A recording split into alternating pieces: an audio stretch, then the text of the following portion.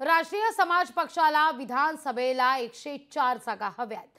विधानसभेला 104 जागांची मागणी करणार असल्याचं जानकर म्हणतात। राज्यसभेकरता माझा विचार केला जाईल असंही जानकरांचं म्हणणं आहे। लोकसभेनंतर आता जानकरांना राज्यसभेचे वेध लागल्याचं पाहायला मिळतंय। दरम्यान महादेव जानकर यांच्याशी संवाद साधला आमचे प्रतिनिधी विकास मिरगणे यांनी। राष्ट्रीय समाज पक्षाच्या कार्यालयाचं उद्घाटन जे आहे राज्याचे उपमुख्यमंत्री देवेंद्र फडणवीस यांच्या हस्ते केलेलं आहे। राष्ट्रीय समाज पक्षाचे अध्यक्ष महादेव जानकर आहेत। सर, फडणवीसांच्या हस्ते आज पक्षाचं कार्यालयाचं उद्घाटन करण्यात आलं। पहिलेही माझ्या पक्षाच्या कार्यालयाचं उद्घाटन फडणवीस साहेबांनीच केलं, मुख्यमंत्री असताना मी मंत्री होतो आणि आत्ताही त्यांनीच केलेलं आहे।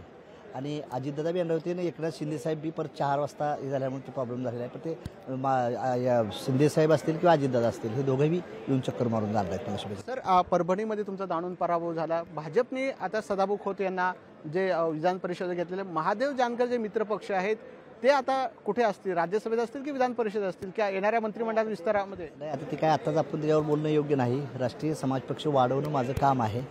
महायुतीत आहे राष्ट्रीय समाज पक्ष, महायुतीचे नेते योग्य ते त्यांना योग्य वाटेल ते डिसिजन घेतील। पण तुम्हाला राज्यसभेत असं आश्वासन दिलं गेलं?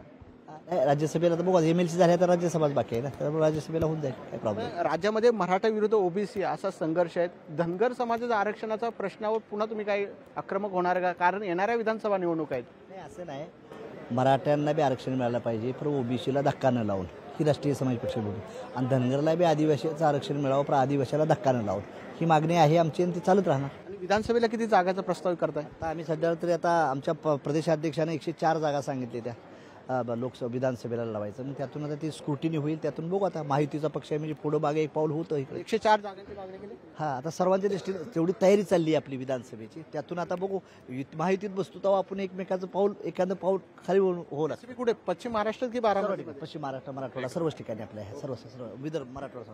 कॅमेरामॅन राजेश, विकास मिरगणे, लोकशाही, मुंबई। लोकशाही मराठी ऐका, पहा, जागरूक रहा।